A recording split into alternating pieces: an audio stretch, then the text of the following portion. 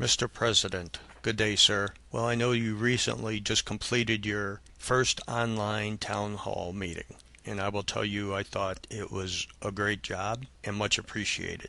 However, sir, there were a couple areas that I noticed were not discussed, or I feel the wrong people, quite frankly, were in the room. See, I am a small business owner, and I am also a 28-year retired veteran of the United States Navy. However, my differences between several of your panel guests and myself is my company is now faced with the possibility of bankruptcy. I am not profitable due to the downturn in the economy. And yes, sir, I am a contractor by trade. So, however, I would like, though, to talk about a couple of the issues here. So, as I see it, it's time for another on Main Street to have their own theory. I will start by giving what I see as a way to start this fix. Then at the end, what got us here. I have intentionally reversed the process because now more than ever it is important and indicative that we know the direction and then remember why we are here to begin with. So, sir, to yourself, to Congress, our bankers, our investors. As we move forward with both a stimulus package and a possible housing lifeline, we continue to talk about all that has happened, and here is the fix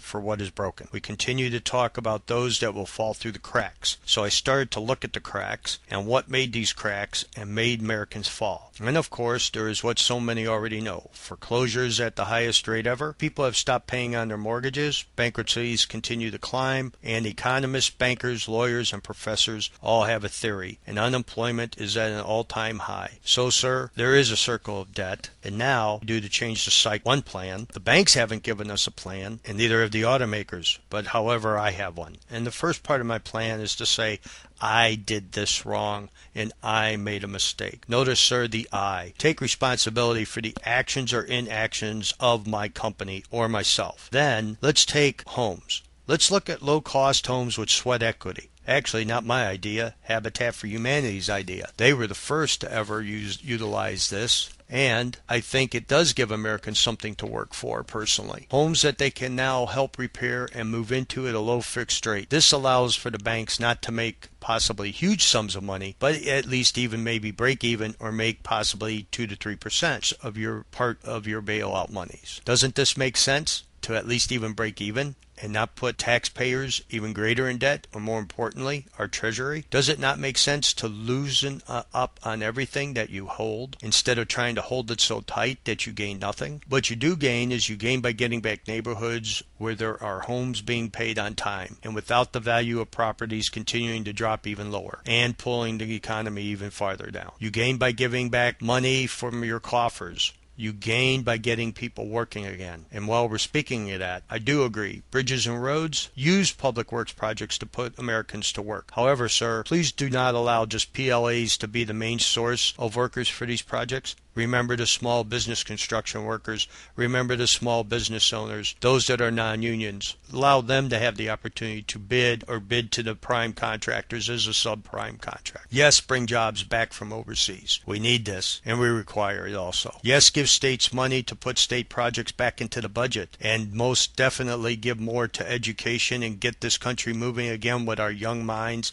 and our brilliant children. No, do not give free handouts. Anyway, I don't really believe that people here in America and Americans want a handout. What they want to do is make themselves feel whole again, and they want to make themselves feel as they're worth something. And, sir, utilize small businesses to help. Utilize small businesses to help employ more Americans. Part of this I could see as a dollar for dollar spent. If you can get a small business back up and running, that small business in turn does create work, does bring back a workforce, and that income flow is huge if looked at across the board. This, though, is sorely overlooked because of the big corporations that cry that without them we have nothing. Well, I have to be honest that there is truth to this because of the spin-off work, or is known as chop shops, that do the work that the big corp companies do not want to pay higher wages for and carry additional overhead for. Unions must stop with that what's in it for me attitude that they're protecting their brothers and sisters, because quite frankly, there can be no protectionism if there is no work. Small businesses made mistakes, just as the big companies did. And when they do, they need to be heard also. However, small businesses are not being heard. The same needs to apply for businesses no matter what their size. If that means debt restructuring, then that should be looked at. What's better, to restructure the debt, see the plan, and make the company work within the plan? Small companies would do this if given the chance to do so. If we do not, more companies go bankrupt, and there are no winners, there are only losers. Nobody gains, and more are out of work, more are out of money, more doors close. Finally, let's stand for the small business and let them stand up and be heard. Give a small business owner his or her 15 to 20 minutes to tell Congress what they need. Give to the people what they voted you in office for. Give us a chance to hear our voice. Give us a chance to say what is broken as one on Main Street. Now, how'd we get here? Well, we've all heard so much about this. Subprime arms, banks making mistakes, little regulation, the bubble bursts, and the noose gets tight. Well, I agree with a lot of that. However, the downturn of this was also now loss of work for family. It seemed like everybody thought the easiest thing was just lay people off. My question to this is, if I continue to lay people off, who buys the loaf of bread? If I can't buy the loaf of bread, do I continue to need the workers to make the bread? Something that is so simple, it amazes me how we can make it so difficult. I realize that no fix is going to be fast. However, common sense does need to prevail. Our service industry and our manufacturing sector jobs are not just shrinking, but they're falling off the board, and our employment rate continues to skyrocket. By giving more dollars out into the public, we think we're going to get the economy rolling. However, sir, with small business owners and consumers alike, most use credit cards and debit cards.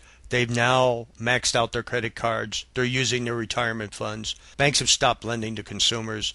This trend continues even after bailout money is given to the biggest banks to try and spur lending. I wonder why. Is it because we've told them during stress tests that they must show that they can withhold a certain amount of capital and show a capital gain? Sir, if we're doing that, is that not tongue-in-cheek? As one bank CEO put it, we're being conservative. Problem with conservative is that lending was not done this way earlier, and now being conservative is just a bit too late. Credit card companies now are not helping because now they're reacting in a predatory manner on interest charges as they see their default rate escalate. So now this act of credit card companies now becomes a mainstream of problems. And there is no real control on this, and is no more than legalized loan sharking. There is a bill I do know that will be passed in 2010, Mr. President. However, 2010 is 1 year too late, and it does not do enough to stop this type of act. Quite frankly, card companies, banks included, appears stepping up in their desire to continue to raise interest rates. How does raising interest rates to those that are making their payments on time help anyone?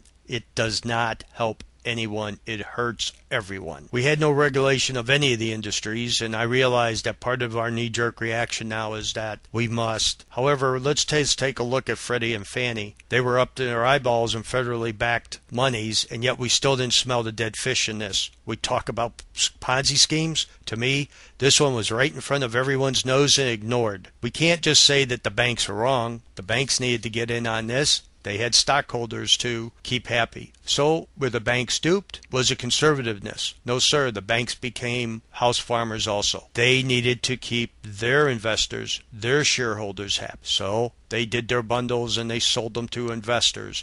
And the circle of debt continues to happen. Then we gave the banks a free checkbook, and we gave them another with the bailout money, and now we're trying to continue why are we feeling the pinch? Well, sir, everyone wants to blame everyone, and I believe that this starts with nobody wanting to admit they were all duped. I made a mistake, and yet everyone pays the price. Sir, thank you for taking the time to hear this. I wish you the best. Thank you, and have a good day.